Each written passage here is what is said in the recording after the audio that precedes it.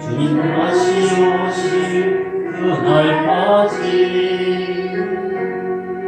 우리 가슴에 새긴 주의 십자가 사랑 나의 교회를 사랑케 하네. 주의 교회를 향한 우리 마음 희생과 공의와 가난과 고난 몇 죽음조차 우리 막을 수 없네. 우리 교회는 이 땅에니까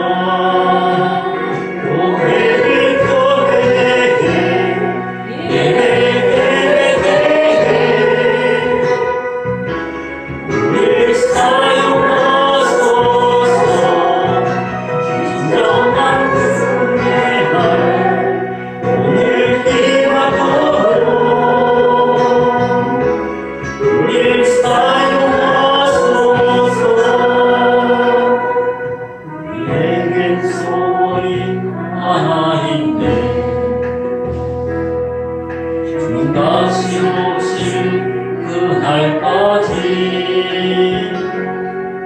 우리 가슴에 새긴 주의 십자가 사랑 우리 교회를 사랑케 하네. 주의 교회를 향한 우리 마음 인생과 포기와 하나님과 고난 몇 죽음조차 우리 막을 수 없네. 우리 교회는 이 땅에니까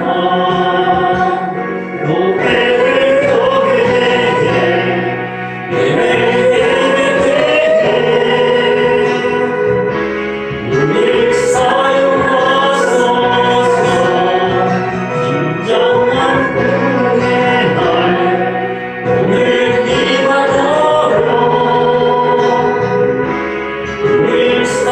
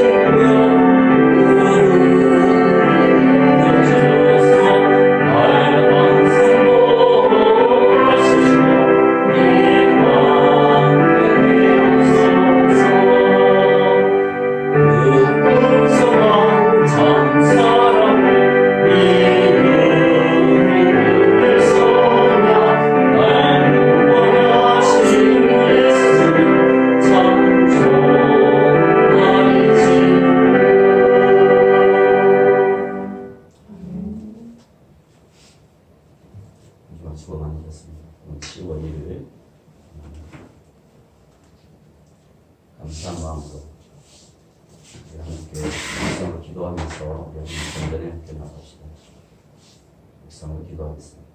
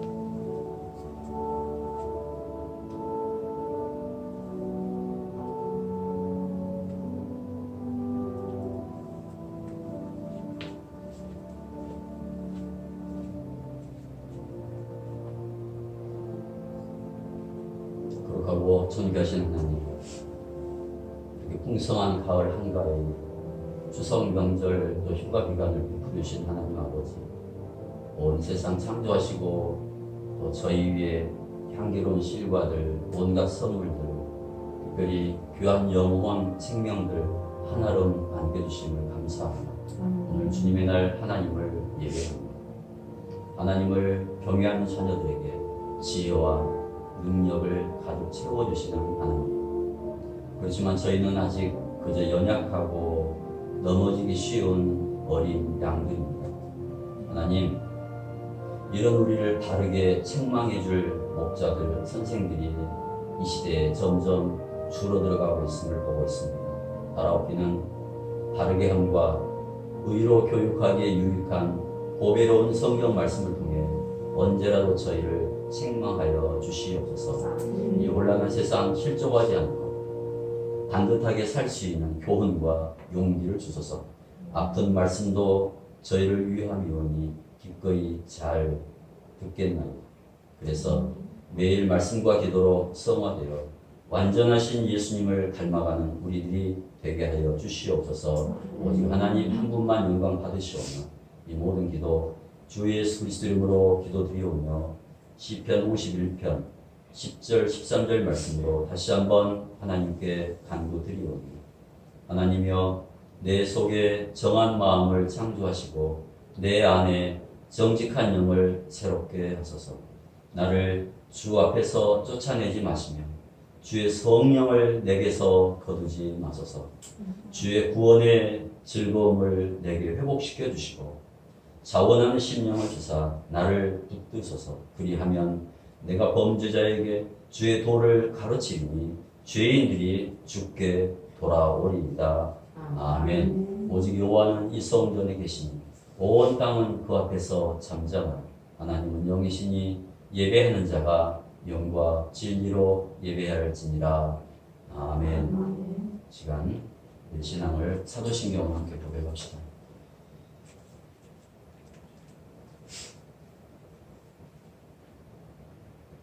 시작. 나는 전능하신 아버지 하나님 천지의 창조주를 믿습니다. 나는 그의 유일하신 아들 우리 주 예수 그리스도를 믿습니다. 그는 성령으로 잉태되어 동정녀 마리아에게서 나시고 본디오 빌라도에게 고난을 받아 십자가에 못 박혀 죽으시고 장사된 지 사흘 만에 죽은 자 가운데서 다시 살아나셨으며 하늘에 오르시어 전능하신 아버지 하나님 우편에 앉아 계시다가 거기로부터 살아있는 자와 죽은 자를 심판하러 오십니다. 나는 성령을 믿으며 거룩한 공교회와 성도의 교제와 죄를 용서받는 것과 몸의 부활과 영생을 믿습니다. 아멘.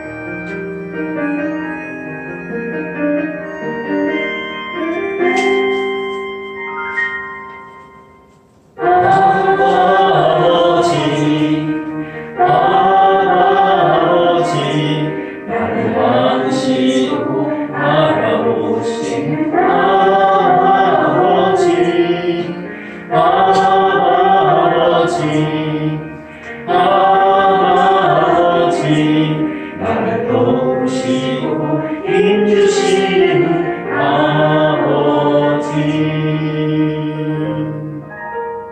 아버지 아버지 나를 안으시고 알아보신 아버지 아버지 아버지 나를 도우시고 힘주시는 아버지 주는 내 마음을 지시고 불속는 상처 만지시네 나를 아시고 나를 이해하시네 내 영혼 새롭게 세우시네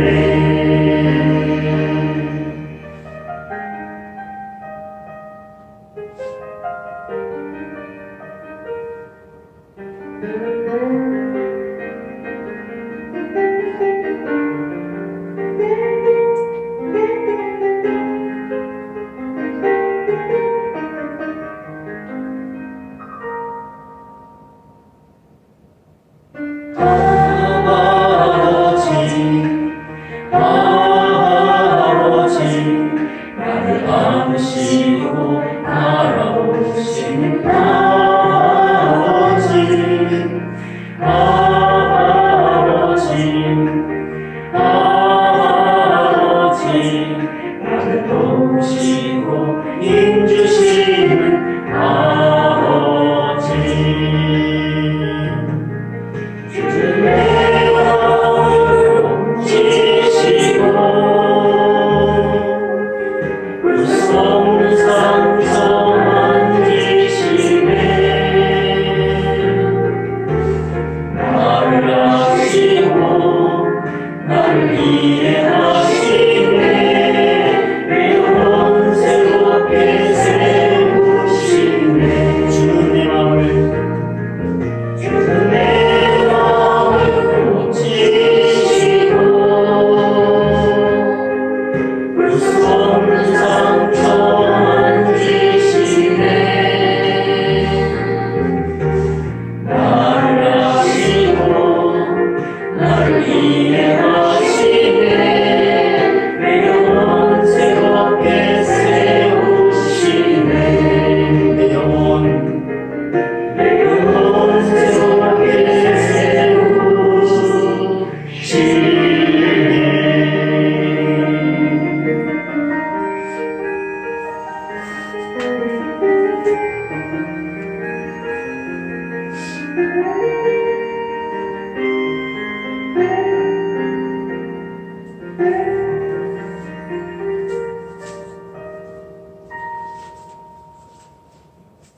시간이 기도하는 시간입니다.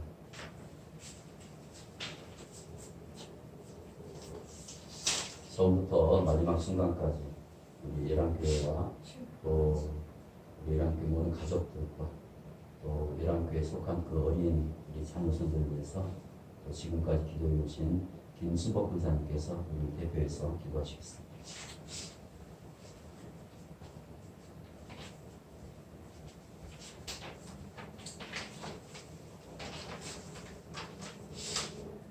자비로우신 하나님 아버지, 풍성한 가을의 절기에 주님께서 주신 모든 풍요로움을 누리며 가을의 아름다운 풍경을 만끽하며 만물을 창조하신 창조주 하나님을 찬양합니다.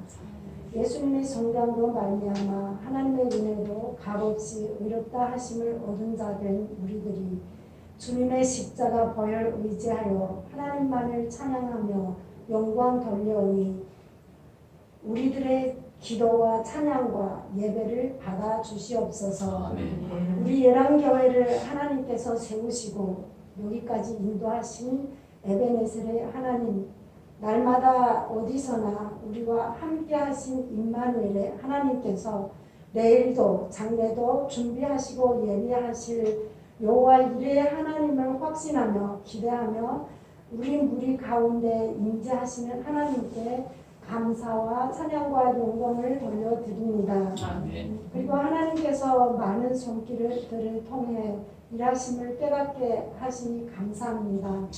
목사님과 사모님과 김기선 권사님의 헌신과 섬김을 기억하시고 영육간의 강건함을 주시고 기도하는 모든 기도가 주님 안에서 이루어지게 하여 주시옵소서. 사랑의 하나님 아버지, 이 나라 유정자들이 하나님을 알게 하시고 하나님께로 돌아오게 하여 주시옵소서. 세상의 지식과 사람의 힘을 의지하지 않고 왕이신 하나님의 살아계심과 통치하심과 다스리심을 알게 하여 주옵소서. 아멘. 그리하여 하나님께서 맡겨주신 백성들을 위해 헌신하며 섬기는 자들이 다 되게 그들의 돌같은 마음을 녹여 주옵소서. 아멘. 무소부재하시고 무소불능하신 하나님 아버지, 예랑교회에 속한 하나님의 자녀들이 어디에서든지 예배 잃지 않고 삶의 자리에서 주님이 찾으시는 한 예배자가 되어서 모든 은행이 주님을 자랑하고 전하는 도구로 사용하여 주시옵소서. 아멘. 몸과 마음이 힘든 자가 있으니까 말씀을 날마다 묵상하는 가운데 광야의 길을 내시고 사막의 강을 내시는 하나님을 만나고 위로와 치유를 경험하게 하여 주시옵소서. 아멘.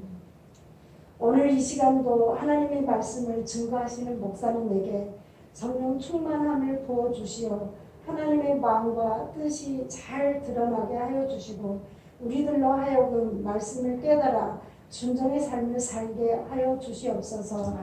우리의 번제 찬양을 하나님께서 받으시고 은혜 내려 주시옵소서. 길이요 진리요 생명이신 예수님 이름으로 기도드립니다. 아멘.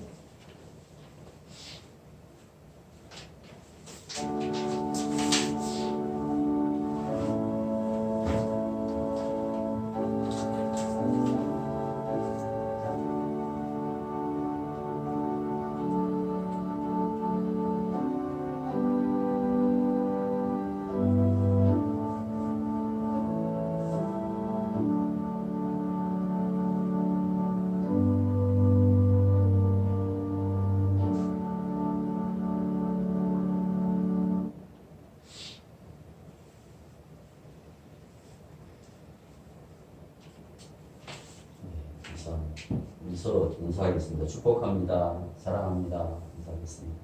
축복합니다. 사랑합니다. 네, 오늘 10월 2일입니다. 188차 이란 카타콤 예배를 끝으로 미국 홈비에서 모든 예배는 이제 마칩니다. 그동안 토요일 주일은 이렇게 좋은 쾌적한 시설에서 편안하게 예배를 잘 드릴 수 있었고 또 주중에는 여기서 제가 또 연구하고 또 기도할 수 있어서 하나님께 감사드리고 감사님 기도해 주시지만 제공해 주신 감사님께도 감사를 드립니다. 다음 주 10월 8일 제 189차 여름 카타콤 예배는 서울시 여성 플라자 4층 아트컬리지 2번 방에서 드립니다. 대방역 3번 출구에서 한 10시 30분경에 이렇게 만나면 그렇습니다. 그리고 날씨만 좋으면은 예배 마치고 가까운 동산에 오를 예정입니다. 그 동산은 제가 24살 때부터 3년 동안 군복 입고 오르고 뛰어다니고 거기서 웅변했던 그런 동산입니다. 그래서 저도 옛 생각을 하면서 가끔 김밥이나 샌드위치 들고 그 동산에 오를 때가 있었습니다. 네, 높지를 않아요. 그래서 가을에는 특히 산책하기가 꽤 괜찮습니다. 10월 8일 그날은 가벼운 신발 신으시고요. 깔개도 뭐 필요할 것 같습니다만 어쨌든 간편복으로 이렇게 오셔서 예배도 드리시고 또 야외도 나가서 좋은 시간 되면 참 좋겠습니다. 네. 이상입니다. 우리 다시 한번 인사하겠습니다. 성령 충만하십시오. 건강하십시오. 인사하겠습니다. 성령 충만하십시오. 건강하십시오. 네. 이 시간 다 함께 일어서셔서 우리 왼손 찬양대 번제로 하나님을 찬양합니다.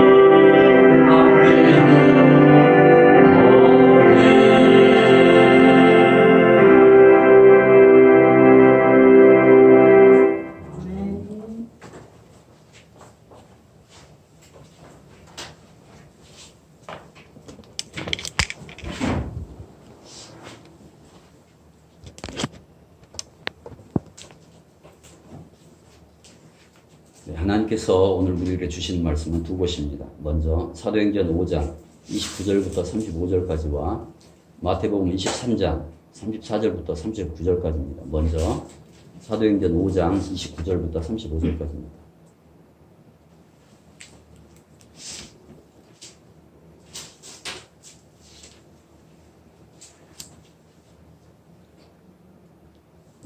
(5장 29절) 베드로와 시작.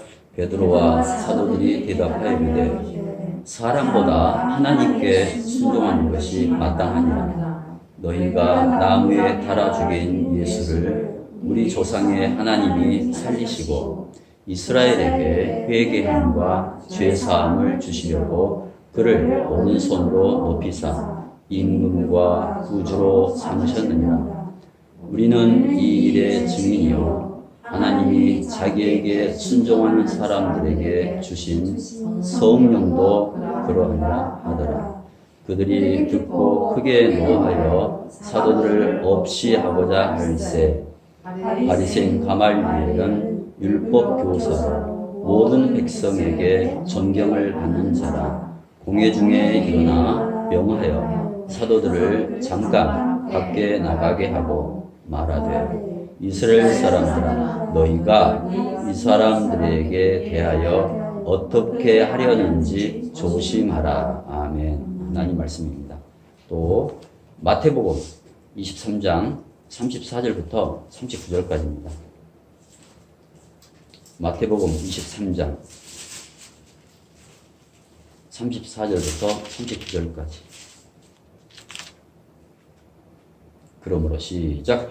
그러므로 내가 너희에게 선지자들과 지혜 있는 자들과 서기관들을 보내매 너희가 그 중에서 더러는 죽이거나 십자가에 못 박고 그 중에서 더러는 너희 회당에서 채찍질하고 이 동네에서 저 동네로 따라다니며 학해하리라. 그러므로 의인 아벨의 피로부터 성전과 제단 사이에서 너희가 죽인 바라게의 아들 사가랴의 피까지 땅 위에서 흘린 의로운 피가 다 너희에게 돌아가리라. 내가 진실로 너희에게 이르노니 이것이 다 이 세대에 돌아가리라. 예루살렘아 시작. 예루살렘아 예루살렘아 선지자들을 죽이고 내게 파송된 자들을 돌로 치는 자여 암탉이 그 새끼를 날개 아래 모음같이 내가 내 자녀를 모으려 하니 몇 번이니 그러나 너희가 원하지 아니하였도다. 보라 너희 집이 황폐하여 버려진 바 되리라. 내가 너희에게 이르노니 이제부터 너희는 찬송하리로다. 주의 이름으로 오시는 이여 할 때까지 나를 보지 못하리라 하시니라. 아멘. 하나님 말씀입니다. 네. 어릴 적에 그 병아리들을 보면 이제 그 항상 엄마 닭으로부터 멀리 떨어져 있지 않습니다. 그리고 날이 지면 이상하게 멀리 있던 병아리들이 또 그 어미 품으로 이렇게 오는데 그 영상을 우리 한번 잠깐 보겠습니다.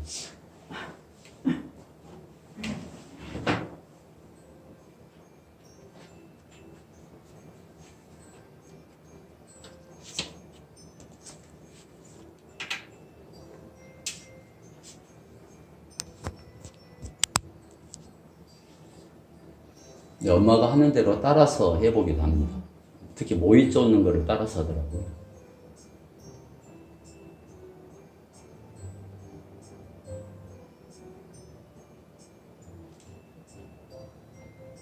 땅도 발로 해집을 써야 무슨 발톱이 있겠습니까만.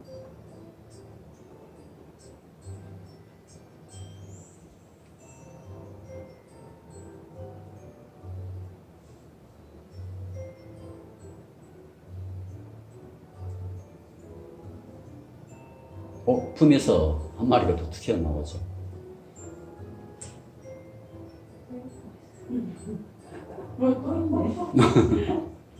저 품이 넓더라고요. 또 엄마 등에 올라타 있어요.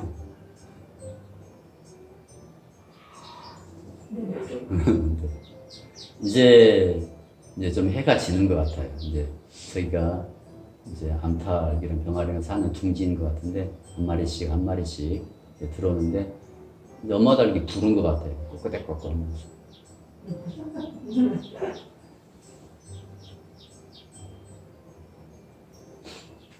저런 모습을 참 많이 봤죠. 어렸을 때. 네. 아이고. 네, 엄마 품속으로 쏙쏙 들어가죠. 이제. 다 들어갑니다, 저.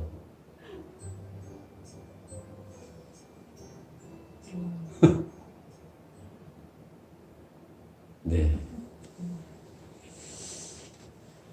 어릴 때 이제 다 많이 우리들은 이렇게 익숙하게 많이 봤죠. 저도 똑같습니다. 시골 마당에도 병아리들이, 노란색 병아리들이 가득할 때가 참 많았습니다. 그때 이제 병아리 한 마리라도 아프면은 저희 어머니는 약국으로 가시더라고요. 그래서 그 마이신 같은 거, 이걸 딱 풀면은 가루가 나오는 그 마이신 같은 거를 이렇게 사와가지고 아픈 병아리에게 먹여요. 이제 좀 날씨가 서늘해지면은 병아리를 방 안에까지 데리고 와가지고 아랫목에다 키우면서 이제 지극정성 품어서 거의 잘 때도 같이 자고 품어서 살려내기도 했고, 또 어떤 경우는 죽죠. 그러면 참 그 엄마 표정이 별로 좋지 않죠. 짠해가지고. 물론 이제 키워가지고 저거를 영원히 같이 사는 게 아니라 장에 내다 팔아요. 팔기도 하고 또 먹기도 하고 막 그러지만은, 지금도 기억나는 것은 하늘 위로 비행기가 지나가거나 또 큰 새가 날아다니면은 엄마 닭이 평소에 내지 않은 그 괴성을 지릅니다. 꼭 앙칼지게. 그러면은 멀리서 놀다가도 병아리들이 막 달려와서 엄마 이 날개 품 안으로 쏙 들어가서 숨습니다. 그 어린 병아리도 엄마 품이 안전하다는 것을 본능적으로 아는 것 같았습니다. 성경 인물들 가운데 다윗처럼 큰 고통, 고난, 혼란을 맞이한 사람도 드물 것입니다. 근데 그때마다 다윗이 달려간 곳은 하나님의 품이었습니다. 하나님의 특별한 사랑을 입은 사람들, 구약 인물들 많지만 모세랑 다윗이 그런 것 같죠. 특별히 다윗이 왜 이 품을 받았을까? 무슨 일이 있을 때마다 하나님 품으로 달려오니까. 괴로울 때, 두려울 때 엄마 품에, 아버지 품에 안기는 자녀, 마치 병아리가 어미닭 품에 숨는 것처럼 다윗은 그 청춘 시절, 그 고난의 시절 도망만 다녔죠. 훗날 다윗이 늙어서 노년에 이르러서는 그 험악한 그 젊은 시절을 생각하면서 이렇게 노래합니다. 자, 사무엘하 22장을 가져왔습니다. 1절부터 시작. 여호와께서 다윗을 모든 원수의 손과 사울의 손에서 구원하신 그날에 다윗이 이 노래의 말씀으로 여호와께 아뢰어 이르되 여호와는 나의 반석이시여 나의 요새시여 나를 위하여 나를 건지시는 자시여 내가 피할 나의 반석의 하나님이시여 나의 방패시여 나의 구원의 뿌리시여 나의 높은 망대시여 그에게 피할 나의 피난처시여 나의 구원자시여 나를 폭력에서 구원하셨도다. 아멘. 이런 고백을 하자고요. 노년에. 우리가 읽고 있는 신구약 성경은 어딜 펼쳐도 예수님 한 분만 가리키고 있습니다. 오실 예수님, 그리고 오신 예수님, 그리고 다시 오실 예수님에 대한 말씀으로 가득 차 있습니다. 성경 처음부터 끝까지. 성경에서 예수님을 발견하지 못하면 성경은 읽어도 헛것이 됩니다. 그리고 자칫 예수님 말고 다른 것을 붙잡게 됩니다. 사람을 지으신 하나님께서 아들 예수님을 우리에게 왜 보내셨을까? 왜냐하면 죄악 가득한 세상, 아까 우리도 예배 전에 이야기 나눴죠? 성경의 세상의 모습을 너무너무 잘 보여주고 뉴스만 들어도 세상이 어떻다는 걸 우리는 다 잘 압니다. 하도 거칠어서 유괴 환경, 이 영적 환경이 너무 위험해서 우리같이 저 병아리 같은 연약한 자녀들이 살아내기가 쉽지 않은 거예요. 그래서 육체도 무너지고 정신도 무너지고 영혼까지 무너져가는 모습. 하나님 보실 때 저들은 놓았다가는 다 죽게 생겼거든요. 내가 내려가마. 그래서 예수님 보내셔서 죽어가는 우리를 구원해 주셨습니다. 영혼도 육체도. 지금 세상 보십시오. 어디 한 곳 성한 데가 있습니까? 어딜 가나 안전하지 않습니다. 믿을 만한 데가 없더라고요. 세상이 어떤지는 성경에도 나오지만은 그렇게 뉴스만 틀어도 끔찍한 소식들만 전해져 옵니다. 그런데 사람이 육체만 위기를 맞은 게 아닙니다. 영혼, 심령까지 죽어가고 있습니다. 비참하게. 하나님 우리를 다 지으셔서 이 땅에 보내놨는데 이대로 뒀다가는 도저히 소망이 없는 거예요. 그래서 예수님이 우리에게 오셨습니다. 위험에 빠진 사람들을 품 안으로 모으려고 암탉이 병아리를 품는 것처럼. 그런데 사람들이 당최 하나님 품에 잘 안기질 않는 거예요. 그래서 예수님이 제자들에게 이런 말씀을 하셨습니다. 마태복음 23장입니다. 우리 읽은 말씀인데 23장 37절만 읽겠습니다. 시작. 예루살렘아 예루살렘아 선지자들을 죽이고 내게 파송된 자들을 돌로 치는 자여 암탉이 그 새끼를 날개 아래 모음같이 내가 내 자녀를 모으려 한 일이 몇 번이더냐. 그러나 너희가 원하지 아니하냐. 자, 너희가 원하지 않았다. 이것이 인간의 실체예요. 제대로 짚었죠, 예수님께서. 오늘 말씀, 사도행전 사도들이 지금 큰 위험에 빠져 있습니다. 몇 번이나 지금 체포를 당하고 투옥되고 죽을 위기까지 맞이했어요. 이런 상황에서 이전에 베드로 같으면 어떻게 했겠습니까? 아마 예루살렘, 위험한 예루살렘 떠났을 거예요. 그리고 저 갈릴리 바닷가 어부로 꽁꽁 숨어 살았을 것입니다. 고기 잡으면서. 아니, 내 코가 석자인데 무슨 제자고 무슨 사도야. 근데 사도행전에 등장하는 이 베드로를 포함해서 이 대부분 사도들 보십시오. 피하지를 않더라고요, 이제는. 위험을. 죽을 수도 있는데. 권력자들 앞에서도 담대하게 하나님 말씀, 복음을 선포합니다. 왜 이런 일이 가능했을까? 우리는 지금 그걸 추적을 하고 있죠. 사도들이 그 입과 발걸음을 보면 우리가 압니다. 그들이 그 품 안으로 다시 복음으로 돌아갔기 때문입니다. 다시 예수님으로. 복음이신 예수님 품에 안기기 때문에 모든 것이 그들은 가능했습니다. 자, 사도행전 5장, 짧은 복음이죠. 30절과 31절, 우리 다시 한번 합독합시다. 사도행전 5장, 30절과 31절. 너희가 시작. 너희가 나무에 달아 죽인 예수를 우리 조상의 하나님이 살리시고 이스라엘에게 회개함과 죄 사함을 주시려고 그를 오른손으로 높이사 임금과 구주로 삼으셨느니라. 예수님에 대해서 제대로 한 거예요, 이제. 이렇게 복음을 선포한 후에 사도들 모습 보고 종교지들 모습 보면요 전혀 다르게 반응합니다. 사도들은 복음을 전하면서 복음의 증인이 되겠다고 32절에서 작정을 해버립니다. 근데 종교 지도자들 보십시오. 이 복음을 듣더니 33절에서 외려 사도들을 죽이겠다고 전하립니다. 자, 먼저 사도들 반응 32절 합독합니다. 우리는 시작. 우리는 이 일의 증인이요 하나님이 자기에게 순종하는 사람들에게 주신 성령도 그러하니라. 그렇습니다. 사도들이 성령을 받았기 때문에 증언이 가능합니다. 그래서 성령과 증인은요 늘 함께 갑니다. 성령님이 임한 증거가 뭐냐? 증인의 삶입니다. 여기서 증인은 나를 증거하는 것이 아니라 그리스도를 증거합니다. 그리스도의 증인이고 그리스도의 증인은 복음을 증거합니다. 예나 지금이나 이 일, 바로 생명 복음 전하는 이 일은 해도 되고 안 해도 되는 일이 아니라고 그랬죠. 교회와 성도와 목사가 가장 먼저 해야 할 소명이고 가장 중요한 사명입니다. 제일 먼저. 다른 일을 하지 말라는 거 아니에요? 먼저 해야 될 일이 복음의 증인. 물론 교회가 이 세상에 세워져서 할 일이 참 많긴 합니다. 당장 사람 숫자가 많고 또 이렇게 보면 사도행전 5장 마치고 6장에 들어가면 교회가 이제 구제 활동부터 시작, 봉사가 이제 시작 이루어집니다. 그리고 사도행전 전체 흐름을 보면은요, 파송을 해요. 뭘? 선교를 합니다. 그런 이야기들이 가득 차 있어요. 가는 곳마다 교회가 세워지고 이제 뭐 활성화되니까.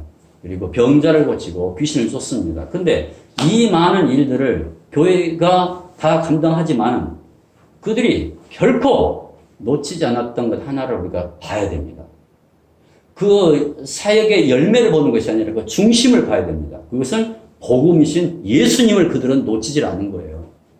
오늘날도 똑같습니다. 교회와 성도와 목사가 가장 먼저 해야 할 일, 가장 중요한 일 하나만 꼽으라면 그 어떤 것보다도 복음을 증거하는 예수 그리스도의 증인의 삶입니다. 사도행전 사도들처럼 이거를 사도행전 끝까지 읽으면서 놓치면 안 돼요. 지식 정보가 그때랑 지금 비교해 보면 상상 못할 정도로 발전해 있습니다. 오늘날에는 교회 밖에 문화가 너무 좋은 문화들이 홍수처럼 쏟아지고 있습니다. 그뿐입니까? 그런 다른 생각을 가진 사람들끼리 너무 이렇게 그 논증을 서로 많이 하느라고 치열하게 싸우기도 합니다. 예를 들어서 가장 큰 논쟁은 현재 논쟁은 진보냐 보수냐 이런 이념들까지 교회에 들어와서 교회가 점점 점령을 당하고 있습니다. 이걸 우리가 이 시대 교회를 봐야 돼요. 그리고 내가 또 우리 자녀손들이 멀리 있는 내가 아는 사람들이 어떤 시각으로 이 기독교와 교회를 바라보고 건강한 신앙인으로 건강한 사회인으로 서나갈까를 우리는 염두에 두면서 살아가야 돼요. 그래서 교회들끼리 성도들끼리 보면은 참 슬픈 저는 이것을 슬픈 전쟁이라고 이렇게 봅니다.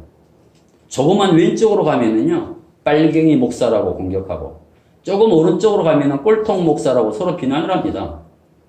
아예 공공연하게 그런 방송에서도. 그런 이념 전쟁은 본래 누가 있냐면 정치인들이 시작했어요. 왜냐면은 국민을 절반으로 갈라쳐야 절반 표라 얻어서 권력과 부를 쟁취할 수가 있으니까. 근데 교회가 그런 정치인들을 따라가는, 본받아가는 거예요. 성도들을 진보와 보수로 좌파와 우파로 나눠버립니다. 때로는 유명한 정치인을 교회 설교단에 세웁니다. 그래서 내 편이면 아멘하고 반대편이면 외면합니다. 이렇게 성도들은 귀도 눈도 다 막히고 분별력을 잃어버리게 만들어버려요. 교회가 이렇게 변질됐습니다. 하나님을 예배하는 교회에서 같은 생각, 같은 이념을 가진 사람들끼리만 보입니다. 다양한 사람들이 한 공간에 모여서 예배드리기가 그리도 어려운가? 우리 교회 이름이 열왕교회입니다. 제가 늘 존경하는 어느 권사님께서 언젠가 제가 강대상이 있는데 그 문 밖에서 보람에서 이런 말씀을 하시더라고요. 우리 교회 이름도 동포교회라고 하면 좋지 않나요? 또는 조선족 교회, 그 당시 그런 교회들이 많이 있었죠. 중국 동포 예랑교회라고 하면 좋겠다. 이런 7, 8년 전 이야기예요. 그걸 제가 기억을 해요. 그 말씀이 옳습니다. 그 마음도 이해합니다. 그러기 위해서 우리 교회가 영등포에 세워졌어요. 목적도 대상도 중국 동포거든요. 근데 저는 교회 이름에서 두 가지를 뺐습니다. 처음부터 하나는 대한예수교 장로회를 뺐고 또 하나는 중국 동포를 뺐습니다. 번이 그런 사실이, 그건 우리의 교회인데. 그리고 예랑교회만으로 달려왔습니다. 제가 그때부터 우려했던 게 있었어요. 이 세상 교회를 보면서. 교단, 교파, 또 지역. 이것이 교회의 본질을 행여 조금이라도 가릴까봐. 색깔을 바꿔버릴까봐. 저는 교회를 통해서 오직 예수님만 남게 하고 싶었습니다. 그래서 10여 년 동안 예수님의 행적 사복음서만 주구장창 묵상하고 설교했습니다. 또 대림동 6층에 그때 간판이 얼마나 크든지 6층에서 내려다보면 굉장히 커요. 창밖을 보면. 그 간판을 제작할 때부터 교단 마크 빼주십시오. 교단 이름 넣지 마십시오. 주문했고 그 칸은 비워놨습니다. 끝까지. 설령 눈에 보이는 손해를 보더라도 손해도 봤어요. 그래서 어딜 가나 우리는 예랑교회였습니다. 지금도 보라매 제가 한두 달 전에 이발하러 그쪽으로 갔죠. 가보니까 예랑교회 간판이 그대로 거기에 있더라고요. 예랑은 복음입니다.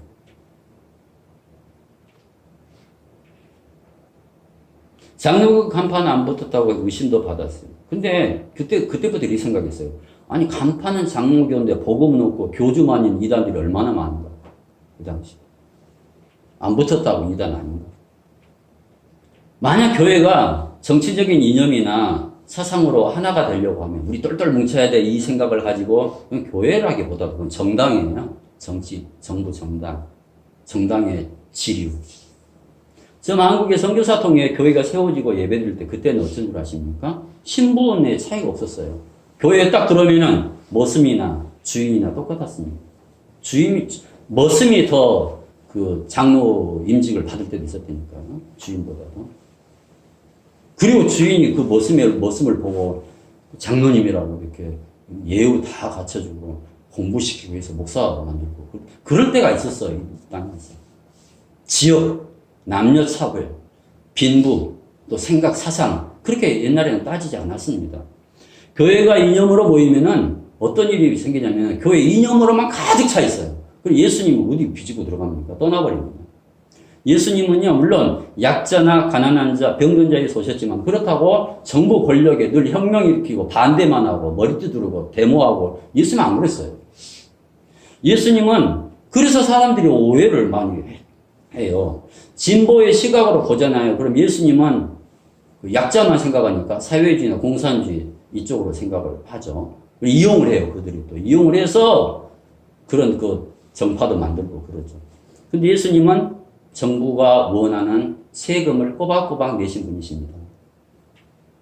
그분입니까? 칼을 뽑으려는 그 권력자들을 향해서 칼을 뽑으려는 베드로를 진정시켰습니다.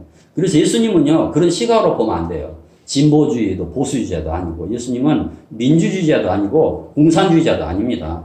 예수님은 누구 편이 아니에요. 오직 십자가 복음 그 사랑으로 모든 인류를 마치 암탈기 그 모든 병아리를 다 몸같이 다 품으셨어요. 오늘날 교회와 성도와 목사가 이걸 놓치면은요, 내 편 이념에만 빠지면 더 이상 주님의 교회가 아니에요. 그렇게 분별을 하셔야 됩니다. 우리는. 교회는 흰둥이만 받아들이고 빨갱이는 버리는 것이 아닙니다. 병원 의사가 우리 편만, 우리 아군만 치료해서 살리고 죽어가는 적군들을 내버려 두지 않아요. 그렇게 안 배워요, 얘네들은. 적군이 부상당하면은 우리 편하고 똑같이 정성껏 치료해서 살립니다. 하물며 교회는 어찌해야 되겠습니까? 하나님은 의인, 착한 사람만 품고 악인은 고통당하고 내버려두고 멸망하도록 내버려두지 않아요. 하나님은 죄인 모두를 품기 위해서 예수님이 오신 거예요. 호흡하는 한 누구나 기회가 있기 때문에. 기회가 있기 때문에. 사람들은 그 기회를 묵살을 하죠. 지도자들이 백성들을 갈라치면 당장은 그들은 이익을 볼 것입니다. 근데 양들은 죽을 맛이에요. 이 편 따라가느라고. 반대편 사람들을 끝내 품지도 못합니다. 그리고 같이, 무서운 게 저희 아버지는 일제시대부터 뭔가 그걸 다 겪었죠. 동네 사람 끌려가서 고추물 손톱에다 뭐 가시 찌르고 막 그런 이야기를 다 들었어요. 그렇게 하고 마을로 들어오더라고. 그러니까 일본에 대한 증오심이 얼마나 많았겠습니까? 또 북한 공산당이 내려가지고 얼마나 많이 죽였는데요. 그 자글자글 하면서 그 저희 뒷산에 가보게 되면은 자갈을 굉장히 많이 깔아놨더라고요. 그 산 등성에. 거기 왜 그랬냐? 사람들을 거기다 쏘아 죽이고 갖다 자갈을 이렇게 덮어 씌운 거예요. 그러니까 제가 중학교 때까지만 해도 이제 막 웅변을 하는데 그렇게 공산당을 이렇게 때려잡자 김일성 해가지고 막 화형식도 하고 웅변도 하고 그렇게 이념으로 만들어 버리더라고요. 그 비참한 거죠. 그런 것들이 조상부터 들어오고 또 내 자녀들에도 가르치고. 그러니까 지금 이 땅 사람들은 일제시대 사람도 아니고 전쟁도 안 겪어봤는데도 서로 미워하잖아요. 바로 그것 때문에 그래요. 많은 사람들을 광장에 몰아넣고 이념으로 흥분시키는 것이 마치 성령 충만으로 착각하고 있습니다. 그게 성령 충만 아니에요. 광기예요. 그것은 인용으로 물들어가지고 성경 들고 국기 들고 미국기 들고 막 이것은 정상이 아닙니다. 여러분 성령 충만은요 이념으로나 지도자의 말로나 흥분하는 게 아닙니다. 예수님 십자가 사랑, 복음 말씀으로만 성령 임재 충만이 가능해요. 그 외의 충만은요 그냥 흥분하는 거예요. 나중에 사도 바울도 보십시오. 이방에 복음을 전하면서 마치 바울이 진보주의 같아요. 막 황제 앞에 가서 바른 소리 막 하니까. 근데 바울은 이 한 말씀으로 그런 오해를 단번에 불식시킵니다. 자, 로마서 13장 보겠습니다. 시작. 각 사람은 위에 있는 권세들에게 복종하라. 권세는 하나님으로부터 나지 않음이 없나니 모든 권세는 다 하나님께서 정하신 바라. 그러므로 권세를 거스리는 자는 하나님의 명을 거스름이니 거스리는 자들은 심판을 자취하라. 뽑아놓으면 순종해라는 거예요.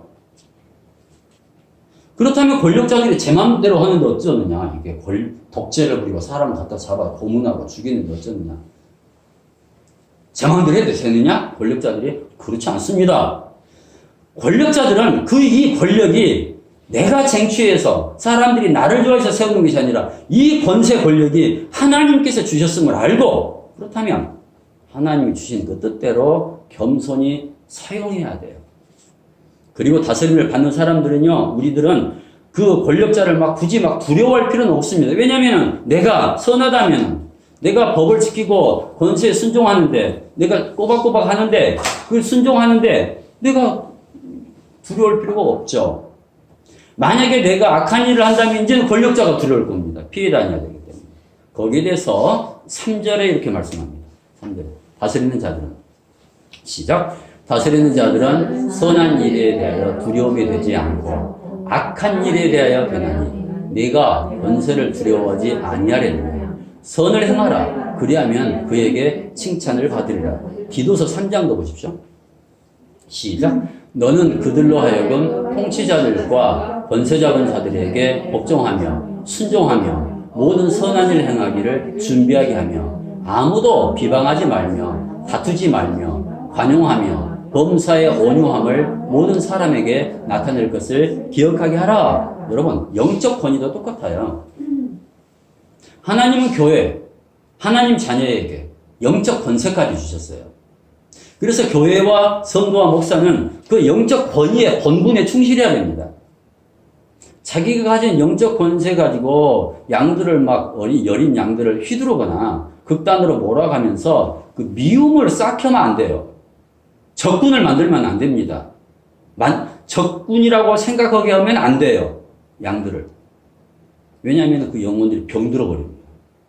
미움이 있으면 병들어요. 충동적으로 흥분시켜서는 안 됩니다. 이것만이 진리라고 강견해서는 안 돼요. 가장 먼저 할 일은 고요함 가운데 하나님 말씀, 성령님 음성을 듣게 하면서 어떻게 하면 이 혼란한 세상 잘 분별해서 이겨내게 할까? 우리와 우리 자녀손들이. 하나님께 지혜를 공급받게 하는 것이 그 교회 할 일이고 그 목회자 할 일입니다. 말씀을 묵상하고 찬양과 기도와 예배를 통해서 하나님이 지으신 이 세상에서 신비함을 발견하고요. 하나님이 우리에게 보낸 사람들 한 영혼이라도 귀한 줄 알고 섬기고 사랑하는 교회가 되면 얼마나 좋을까. 우리들만큼은 절대 좌로나 우로나 앞으로나 뒤로나 치우치지 않고 오직 오늘 말씀 사도들처럼 성령 충만한 증인들이 되어서 일평생 생명 말씀 복음 전하는 우리 모두가 꼭 되기를 바랍니다. 사도들이 복음 전하면서 이렇게 증인들로 단단하게 서는 게 지금 몇 달 안 돼요, 지금. 그런데 그들은 성령 충만하게 이렇게 되어 나가는데 반대로 보십시오. 종교 지도자들은 복음을 들었는데도 그 미움이 속에 있어요. 부글부글부글. 사도들이 복음을 전했는데도 분노하고 심지어 살해 충동까지, 살인하는 충동까지 막 쌓여갑니다. 33절 한 절 합독합니다. 33절 그들이 시작. 그들이 복음을 듣고 크게 노하여 사도들을 없이한다는 것을 죽인다는 거예요. 아니 복음을 들었는데 왜 그들 마음속에 분노가 쌓이고 살인 욕구까지 막 생길까? 죽이려고 할까? 이 종교인들이 성경을 알고 하나님을 예배하는 이 사람들이 지금 극단적으로 치우쳐 있다는 것을 알 수가 있습니다. 나랑 다른 저 사람을 향한 미움을 이 사람이 내 속에서 거두어지지 않으면요, 끝은 뼈네요. 모두가 불행해집니다. 자손대대로. 그 미움이 흘러가니까. 끊어버려야 돼요. 우리 뇌에서 모든 미움을 끊어버려야 돼요. 다른 사람에 대한 미움, 민족에 대한 미움, 조상들끼리 그렇게 치열하게 죽고 죽이는 싸움을 했더라도 경계는 하되, 그러나 미움은 갖지 않는, 그리고 화해하는, 그것을 우리 자녀들에게 알려줘야지 걔네들이 속에 부글부글 미움이 끓지가 않거든요. 제가 교회 밖에서 자주 말하는 것 중에 하나는 막 서로 치달아가는 경우가 많아요. 서로 미워해서.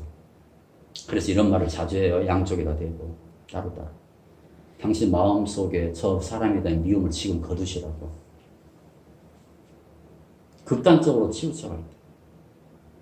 내 대에서 미움을 끊어내고 솎아내야 나도 살고 우리 식구들 모두가 공동체가 다 산다. 나만 사는 게 아니라 특히 자녀성들이 복되게 살아간다. 그 미움을 끊어내야. 내가 미워하는 그 미움을 전해줘요. 무슨 철천지 원수 미움을 전해줘요. 아니 그들끼리 일어난 일인데.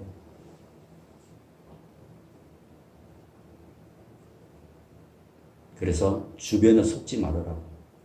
우리는 미움과 이 분노와 죽이고 싶은 살해 욕구의 이 뿌리만 제대로 알아도 마귀가 그걸 이용하거든요. 우리를 영혼을 파괴하려고 하고. 그 뿌리만 제대로 알아도 얼마든지 끊어내면서 건강한 그리스도인, 또 건강한 사회인으로 단단하게 이 사도들처럼 선역할 수가 있어요. 사도들이 종교 지도자를 향해서 그들 심기를 이렇게 아프게 해서라도 복음을 계속 선포해 왔잖아요. 너희가 예수님 죽였다고 회개해라고.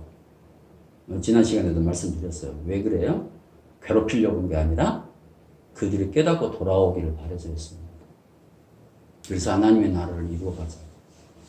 예수님도 얼마나 종교 지도자를 향해서 날카롭게 지적했습니까?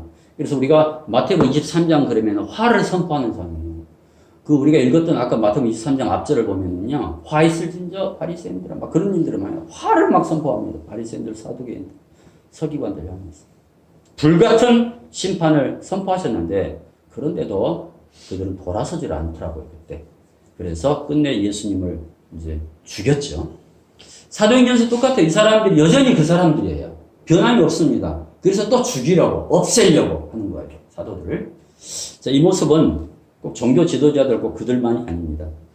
인간들이 누구나 이렇게 잘못된 생각에 한번 깊이 빠지면은 이렇게 완악해 줄 수 있다는 거예요. 그렇다면 나는 어디서 들은 말로 지나친 편견에 사로잡혀 살고 있지는 않을까? 참 불쌍할 정도로 자기의 깊은 우물에 빠져있는 사람들을 제가 여럿 봅니다. 교회 밖에서. 어떤 이는 그런 사람들 향해서 이렇게 평가를 해요. 야, 사람은 고쳐 쓰는 게 아니야. 냅둬. 신경 쓰지 마. 왜 이렇게 신경 써?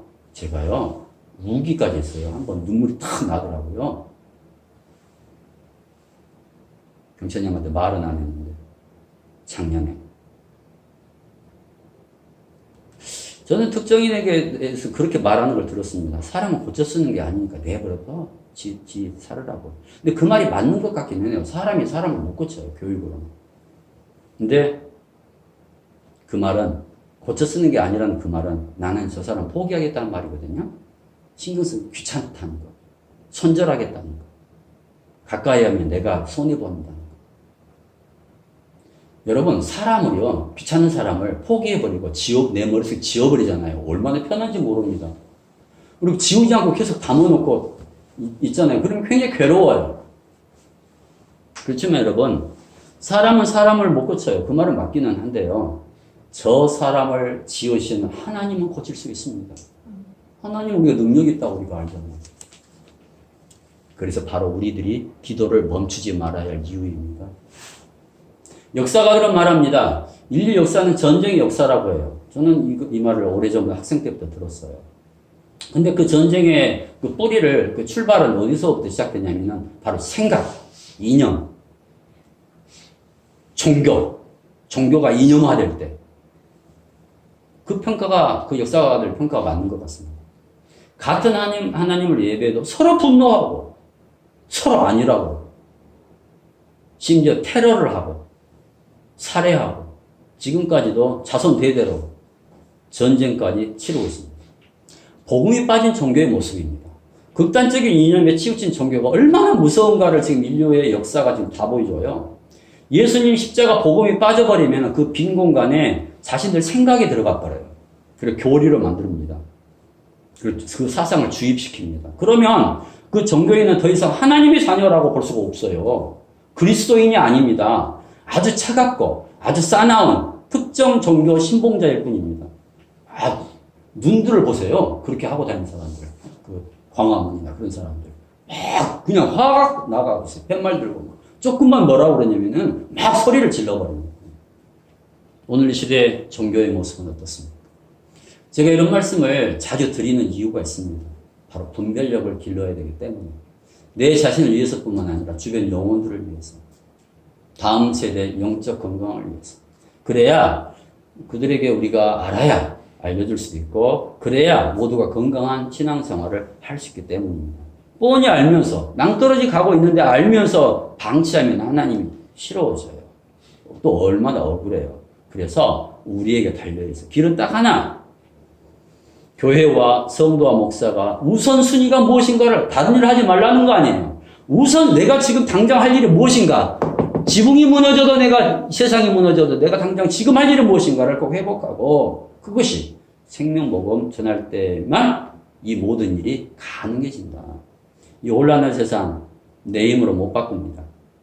그렇지만 당장 남은 못 바꿔도요, 나부터 바꿀 수는 있더라고요.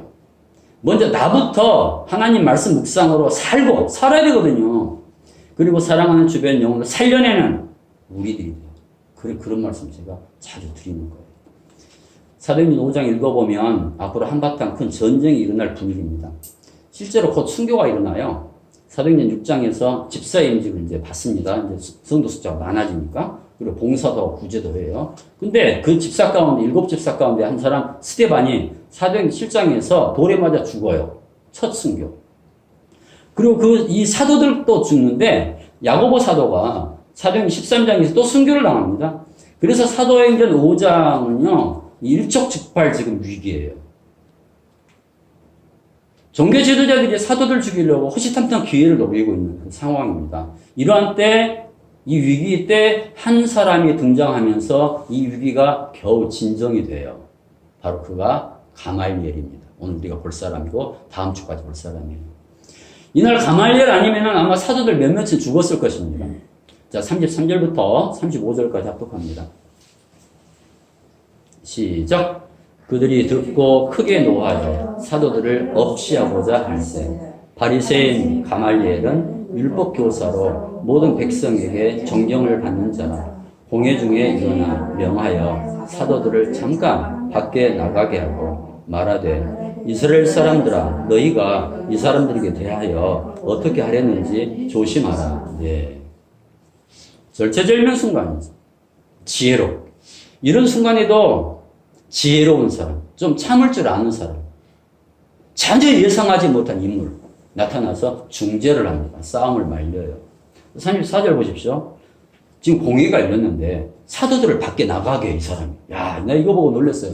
사도들이 있거나 말거나 그냥 그런 말을 해야 되는데 나가게. 얼마나 배려합니까? 죄인이라고 막대하지 않아요. 근데 종교 지도자들은 눈에 핏발이 써서 기세등등하고. 그런데 이 가말리엘의 말을 가만히 듣더니 사도들을 풀어줘 버립니다. 이 정도면 가말리엘이 당시에 영향력이 꽤 큰 사람으로 이렇게 보여요. 성경은 가말리엘을 율법 교사라고 소개합니다. 바리새인이고 율법 교사라고. 예수님을 따르지를 않아요. 아직 이 사람이. 그리스도인이 아니면 틀림없습니다. 요즘에는 교회 밖에서, 이 사람은 교회 밖의 사람이죠. 요즘 생각해 한번 해봤어요. 교회 밖의 사람들이 교회를 다니는 우리들보다 교회 사정을 너무 잘 알더라고요. 그거 아니냐고. 나는 모르는데 그 사람들은 그렇게 말을 해요. 교회를 안 다니면서도. 그 중에는 교회에서 싸운다면서 또 흉보며 즐기는 사람들이 있고요. 반대로 이런 사람이 있어요. 간혹. 아니, 종교인들이 저러면은 세상은 어떻게 되겠어. 그 나라를 걱정하면서. 이 나라는 어떻게 되겠어. 종교인들이까지 저러면은 저 사람들이 중심을 잡아주지 않느냐. 교회 다니지도 않는 사람인데. 성도도 아닌데. 그분은 교회가 말은 않지만은 최소한 교회는 세상의 마지막 보루라고 이 인식이 있었던 것 같아요. 국가가, 나라가 이리저리 쪼개지고 분열하는데, 아니, 교회가, 종교가 화합을 시켜줘야지. 그냥 정치 싸움에 휘말려 들어가가지고, 교회도 분열하고, 제 역할을 교회가 못한다는 거예요. 교회가 구실을 못하는데, 세상은 이제 희망이 없다는 거예요. 그분 이야기를 들어보니까. 어쩌자는 거예요. 누가 어른이 나타나서 누가 해야 되는데. 지난주간 가말리엘 등장을 보면서 이 시대에 이렇게 진흙탕 싸움하고 그냥 난리죠.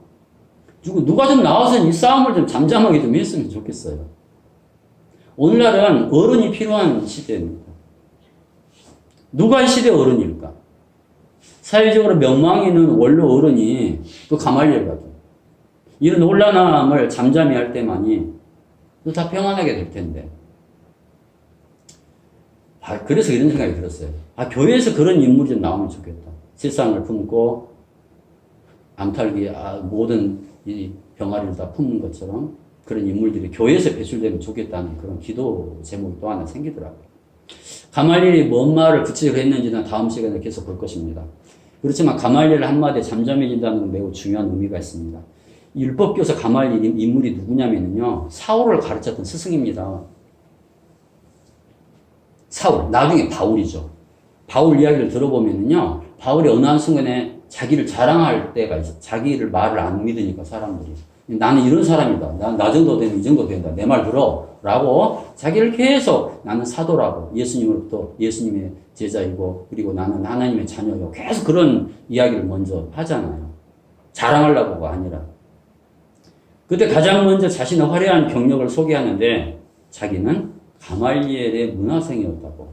당시 최고 학벌을 자랑을 해버려요. 그 정도로 가말리엘은 모든 유대인들에게 존경과 선망의 대상이 됐고, 유대인들 부모들은 자식 낳으면 다 가말리엘 그 문화생으로 보내려고 길을 썼어요. 자, 사도행전 22장 볼까요? 사도행전 22장 1절. 부형들아, 시작. 부형들아, 내가 지금 여러분 앞에서 변명하는 말을 들으라. 그들이 그가 히브리 말로 말함을 듣고 더욱 조용한지라. 이어 이르되 나는 유대인으로 길리기아 다소에서 났고 이 성에서 자라 가말리엘의 문화에서 우리 조상들의 율법에 엄한 교훈을 받았고 오늘 너희 모든 사람처럼 하나님께 대하여 열심히 있는 자, 그렇습니다. 이런 가말리엘은 다른 지도자들처럼 혈기를 부리지 않았습니다. 부안해동 하지도 않았어요. 이 사람은요, 중심을 잡더라고요. 균형. 인내할 줄 알았습니다. 더 기다려보자. 생각할 줄 압니다. 분별력이 있습니다. 비록 지금은 예수님을 인정하거나 예수님을 믿지는 않습니다. 근데 매우 합리적입니다. 그런 사람들이 주변에 많아요. 위험에 빠진 이 사도들이 복음 전할 기회를 바로 이 가말리엘 도움으로 다시 되찾아요. 요즘 주말이면 광화문이나 여의도가 들썩입니다. 추석 명절 주간은 조용하더라고요. 혼란도 이런 혼란이 없습니다. 지도자 한 사람을 세워놓으면 눌고 뜯고 막 끌어내리려고만 그럽니다. 물론 지도자들의 백성들을 실망 안 시켜야 잘해야 되겠지만은 이런 그 혼란한 세상에서 참 그 약자들은 그 사람들이 정책을 빨리 좋게 세우고 경제도 발전시키고 막 그렇게 해야 되는데 그냥 약자들만 더 고통을 더 많이 받아요. 이런 때 누군가 이 혼란을 잠재울 수 있는 지도자 한 사람, 가말리엘 같은 인물이 나서서 점잖게 한마디 할 때 모두가 잠잠해지면 얼마나 좋을까. 아버지 같은 넉넉한 지도자 참 그립습니다. 교회에서 그런 인물들이 참 많이 나오면 좋겠다. 지난 내내 그런 생각을 많이 했어요. 특별히 우리 교회, 열왕교회 자녀들이 많잖아요. 얘네들이 10년, 20년, 30년 뒤에 뭘 할지 모릅니다. 우리가 늙었을 때. 얘네들이, 우리 자녀들이 잘 성장해서 사회에 큰 영향력을 끼치고, 얘네들만 잘 되고 그런 것이 아니라, 그것도 있어야 되겠지만은, 그 잘 되어 간다는 의미 가운데에는 주변 사람들을 이렇게 좋은 영향력을 끼치고, 잠잠하게 하고, 평안을 심어주고, 우리 사회에 큰 영향을 끼치는 그런 훌륭한 인물들로 우리 자녀선들이, 예랑의 자녀선들이 잘 성장해 가기를 우리가 또 기도해야 될 것입니다. 그러기 위해서는 이 시대 교회, 또 우리 교회가 신뢰를 회복해야 돼요. 교회와 성도와 목사가. 지금 복잡한 일들 많고 많은 일들도 해야 되는데요. 그것에만 치면은요, 한 걸음도 못 걸어가요. 우선순위를 쫙 세워야 돼요. 뭐가 중요하고 뭐가 중요하지 않다는 거. 그 많은 일들은 잠시 미루고 우선순위를 꼭 회복해요. 그래야 하나님의 뜻대로 우리가 서나갈 수가 있습니다. 교회가 교회 본연의 모습, 성도와 목사가 본연의 모습 찾아요. 교회와 성도와 목사가 지금 그 본연의 모습, 지금 할 일은 뭐냐면 가장 잘하는 일을 하면 돼요, 우리는. 가장 잘하는 일, 하나님이 우리에게 가장 잘하게 하시는 일. 그게 뭡니까? 다른 일들은요, 그 잘하는 것 말고, 하나님 주신 일 말고, 다른 일들은요, 다른 사람들이 더 잘해요. 그냥 그거 하겠다고 그냥 다 몰려가고, 그냥 경쟁하고. 교회와 성도와 목사는 오늘 사도들처럼 생명 걸고, 이걸 잘하지 않습니까? 생명 걸고, 생명말 쓰는, 복음을 전하는 일. 이 일이 가장 잘하고, 우리는. 가장 우선해야 될 일. 그래야 교회가 신뢰를 합니다. 그래야 나라도 살고, 가정도 살고, 개인도 살고, 다 살아나게 돼요. 그렇게 귀하게 잘 쓰임받는 우리 예랑교회 성도 목사가 되기를 우리 주님의 이름으로 축원합니다. 아멘. 네, 오늘은 성찬을 드리는 날입니다. 그동안 우리는 매월 첫째 주일을 성찬주일로 정해서 드렸습니다. 근데 코로나가 퍼지면서 성찬이 멈췄어요. 그래서 지난 모아두었던 그 자료들 또 쭉 찾아봤습니다. 언제 성찬이 마지막이었나 했더니 2020년 1월 5일 날이 마지막 성찬이었어요. 그리고 그 뒤부터는 성찬이 없었어요. 그리고 유아 세례를 베풀었어야 되는데 세례도 못했습니다. 그 시기에 바이러스가 창궐하기 시작하면서 다들 조심하죠. 뭔 병인지 몰라가지고 곧 죽을 것 같으니까.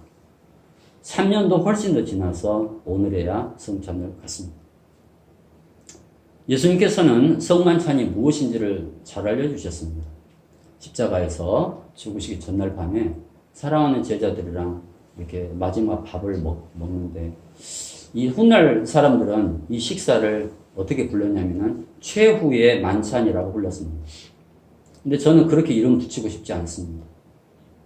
그 만찬이 비록 이 땅에서는 마지막 밥 최후의 만찬이라고 사람들은 부르지만은 하나님의 나라에서는 예수님의 제자들을 초청하는 최초의 만찬, 영원한 만찬이 되었어요. 그래서 이름을 바꾸면 좋겠다. 그 마지막 밥 그것을 최초의 만찬. 오늘 우리들이 맞이하는 이 성찬에 비록 빵이고 포도주이고 또 이 땅에서는 몇 번 나누지 못하지만 바라기는 오늘 성찬이 하나님 나라에서 주님이 우리를 초청해서 드리는 최초의 만찬, 영원한 주님으로부터 식탁이 되기를 원합니다. 또한 예수님께서 우리 위에 이렇게 흘리시고 찢기신 이 피와 살을 묵상하면서 감사하면서 우리 함께 성찬에 나아가겠습니다. 기도하겠습니다.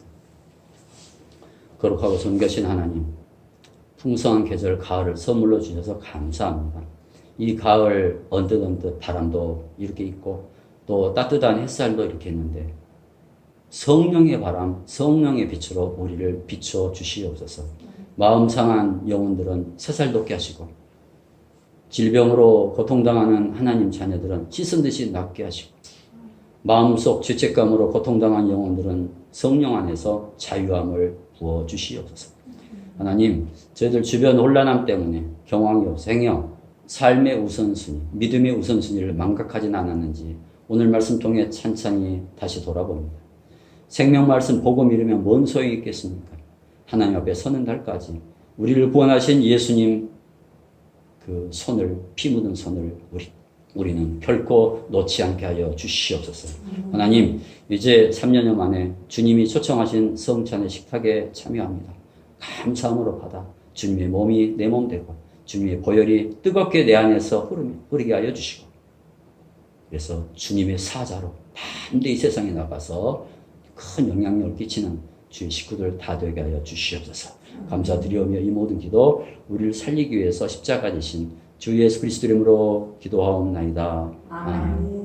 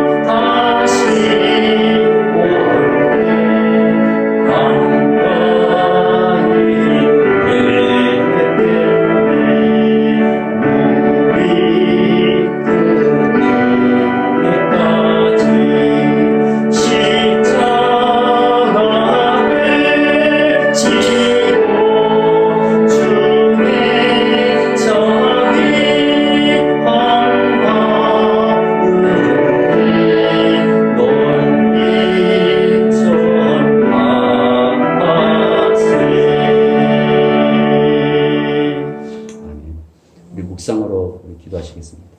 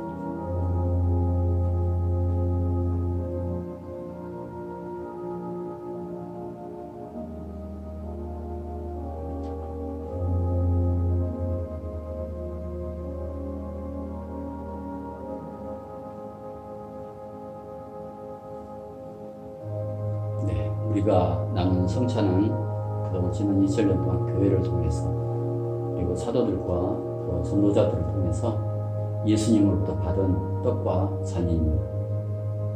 예수님께서 자신의 몸을 온전히 내어주시던 그 밤에 주님께서는 떡을 드시고 감사의 기도를 드리셨습니다. 그리고 떼어서 제자들에게 나눠주시면서 이렇게 말씀하셨습니다. 이것은 너희를 위하는 내 몸이다. 이것을 앞으로 행하여 나를 영원히 기억하여. 그래서 오늘 우리가 이 떡을 참 오랜만에 이렇게 봤는데 이 시간은 예수님과 내가 한 몸이 되는 거룩한 시간이고 자리입니다. 예수님께서 주신 몸을, 우리 자신의 몸을 이 시간 우리 다 함께 받겠습니다.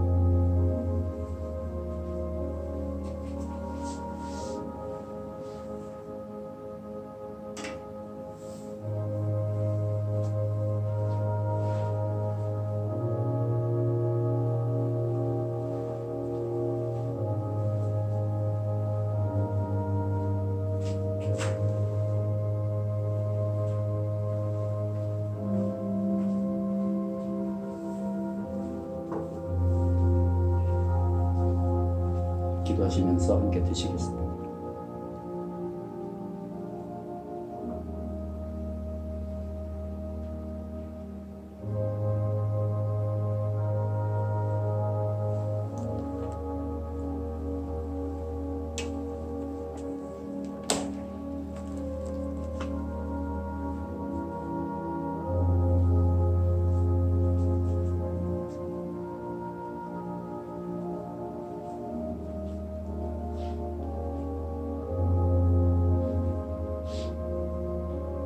또한 예수님께서는 떡을 나눠주시는 것처럼 이와 같이 잔을 드시고 역시 감사의 기도를 드리신 후에 이번에도 제자들에게 나눠주시면서 말씀하셨습니다.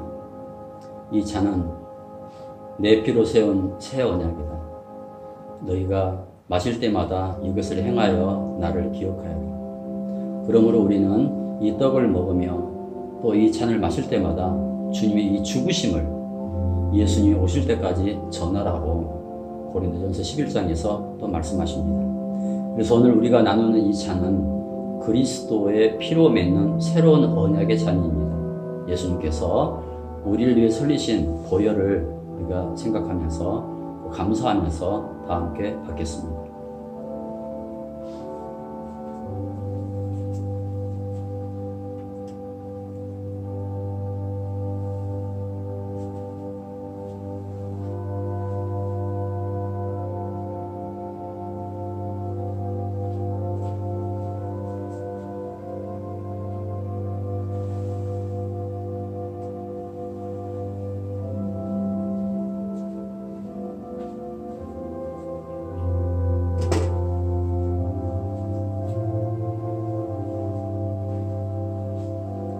예수님의 보혈입니다. 다 함께 드시겠습니다.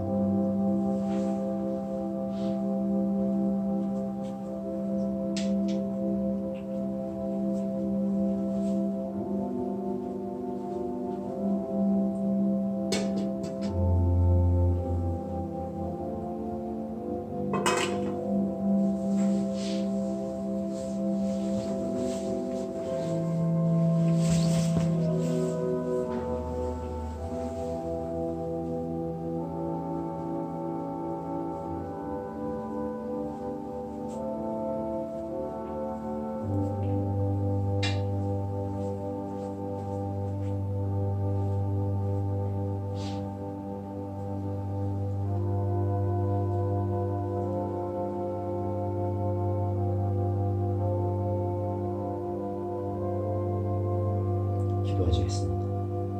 하나님, 코로나19 확산한 이후에 처음으로 또 콤비에서 마지막으로 예배를 드리면서 주님의 보혈과 몸을 우리가 받았습니다.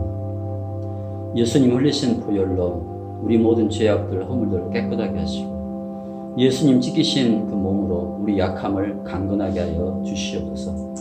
예수님 믿는다 하면서 예수님 전한다 하면서 여러 가지 혼란한 일들 때문에 만약 우선순위가 헝클어져 있다면 우리가 가장 먼저 할 일이 생명 말씀 복음대로 살고 전하는 일임을 다시 확인하고 결단하는 우리들이 되게 하여 주시옵소서. 지금까지 인도하신 하나님 이후에도 잘 인도하실 줄 믿으오며 이 모든 기도 주 예수 그리스도 이름으로 기도하옵나이다.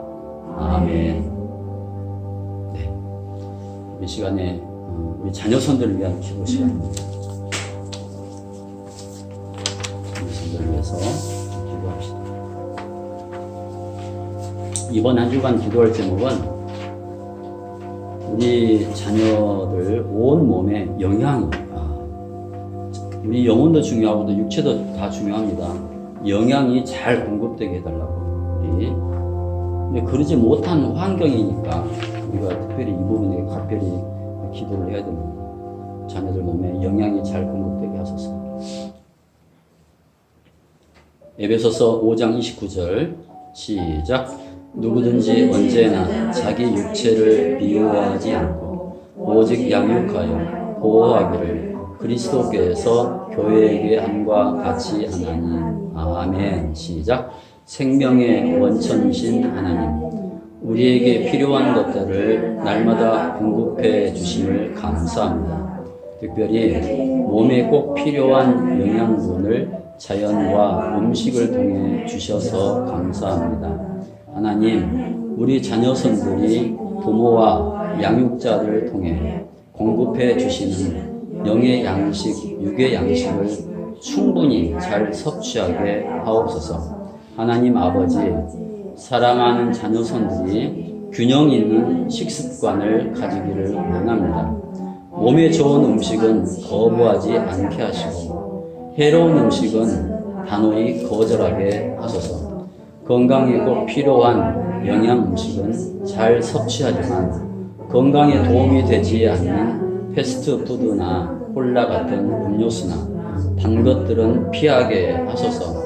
하나님이 주신 소중한 몸이오니 건강에 해로운 것은 아니라고 단호하게 거부하고 절제할 줄 아는 용기도 주소서.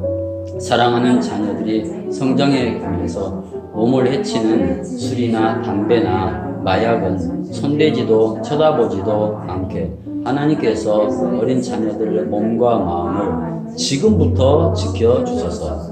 몸, 마음, 정신을 해치는 모든 유혹과 중독으로부터 떠나게 하소서. 균형 있는 식단과 규칙적인 운동으로 자녀들 몸, 마음, 영혼이 모두 건강한 전인으로 잘 자라가므로 하나님께는 영광을, 온 가족과 성도들에게는 큰 기쁨을 주는 복된 자녀들로 잘 성장해 가게 하옵소서. 꼭 그리 될 줄 믿으오며 이 모든 기도 주 예수 그리스도 이름으로 기도합니다. 아멘. 시작. 왕은 귀족들의 아들이요 대신들은 취하지 아니하고 기력을 보호하려고 정한 때에 먹는 나라여 내게 복이 있도다. 전도서 10장 17절 말씀. 아멘. 아멘.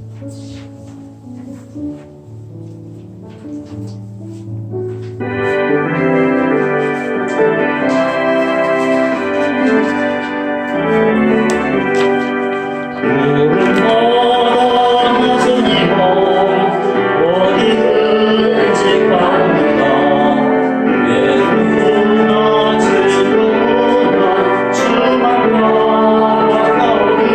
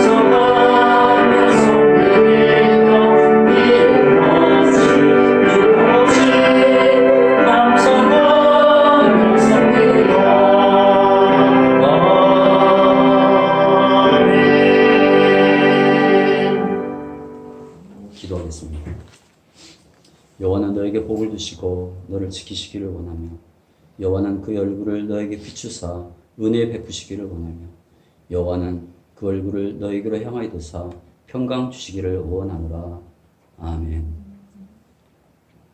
이제는 우리에게 늘 성경 말씀으로 좋은 씨앗을 뿌려주시는 우리 주 예수 그리스도의 크신 은혜와 하나님의 무한하신 사랑하심과 성령님의 감화 감동 역사하심이 강박한 마음 말씀으로 날마다 기경하여 하나님 쓰시기 좋은 밭 되기를 원하는 또한 우리의 삶과 우리 믿음의 최고 우선순위를 생명 말씀 복음대로 살고 그 복음을 전하는 일임을 다시 확인하는 오늘 예배드린 예배자들 섬기는 가정들 또는 하나님이 선물로 우리 품에 안겨주신 하나님의 자녀들 머리 위에 한국과 북한 중국과 주변국들 지도자들과 이 시간에도 숨죽여가며 예배드리고 있을 카타콤 지하교회 성도들과 이 땅에 세워진 모든 교회들과 온 성도들 어려운 환경에서도 생명 걸고 복음 전하고 있을 하나님의 자녀들 사역자들 앞길에 이제로부터 영원까지 함께 하시기를 간절히 축원하옵나이다. 아멘.